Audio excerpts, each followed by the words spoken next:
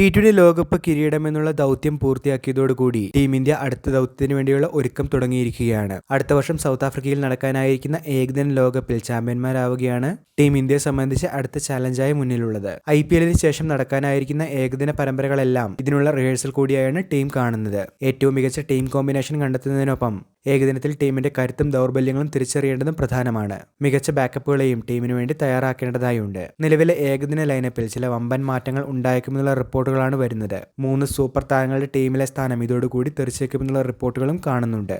അടുത്ത വർഷത്തെ ഏകദിന ലോകകപ്പിനെ മുന്നിൽ കണ്ട് മാത്രമല്ല, ദീർഘകാലത്തേക്കുള്ള ഇന്ത്യൻ ടീം പ്ലാനാണ് ഇപ്പോൾ തയ്യാറാകുന്നത്. ഈ ഫോർമാറ്റിൽ ടീമിന്റെ ഭാഗമായിട്ടുള്ള ചില താരങ്ങൾ വേണ്ടെന്നുള്ള നിലപാടാണ് അജിത് അഗാൽക്കർക്ക് കീഴിലുള്ള സെലക്ഷൻ കമ്മിറ്റിയിലുള്ളത്. ഈ മാസം അവസാനത്തോടുകൂടി IPL ആരംഭിക്കുകയാണ്. അതുകൊണ്ട് തന്നെ ജൂൺ വരെ ഇനി ഇന്ത്യക്ക് അന്താരാഷ്ട്ര മത്സരങ്ങളൊന്നും തന്നെയില്ല. IPL കഴിഞ്ഞ ഉടൻ തന്നെ ചില കടുപ്പമേറിയ തീരുമാനങ്ങൾ മുഖ്യ സെലക്ടറായ അജിത് അഗാൽക്കർ എടുക്കുമെന്നുള്ള റിപ്പോർട്ടുകളാണ് വരുന്നത്. നിലവിൽ ഏകദിന പ്ലാനുകളുടെ ഭാഗമായ 3 വമ്പൻ താരങ്ങൾക്ക് ടീമിലെ സ്ഥാനം നഷ്ടമാവുകയും ചെയ്യും. സ്റ്റാർ ബാറ്ററും കീപ്പറുമായ KL രാഹുൽ, മറ്റൊരു wicket keeper ബാറ്ററായ Rishabh Pant, veteran super allrounder Jadeja എന്നിവരുടെ കരിയറുകളാണ് ഇപ്പോൾ ഭീഷണിയിലുള്ളത്. ജഡേജയുടെ ഏകദിന കരിയർ ഇതിനോടകം തന്നെ അവസാനിച്ചു എന്നുള്ള കാര്യം തന്നെയാണ് മത്സരങ്ങളിൽ ഉൾപ്പെടെ നമ്മൾ കണ്ടത്.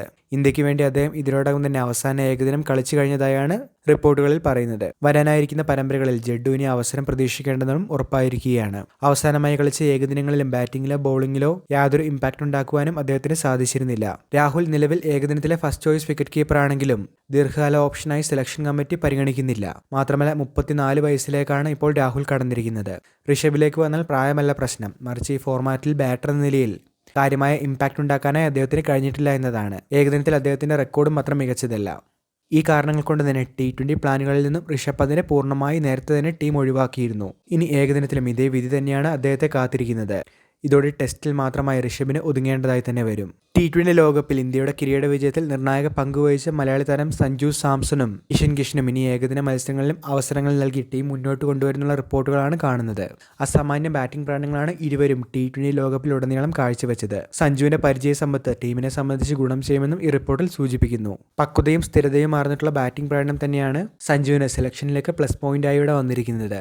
കോച്ച് ഗൗതം ഗംഭീറിന്റെ മികച്ച പിന്തുണയും സഞ്ജുവിനൊപ്പമുണ്ട്. 50-ന് മുകളിലാണ് സഞ്ജുവിന്റെ ഏകദിന ശരാശരിയുള്ളത്.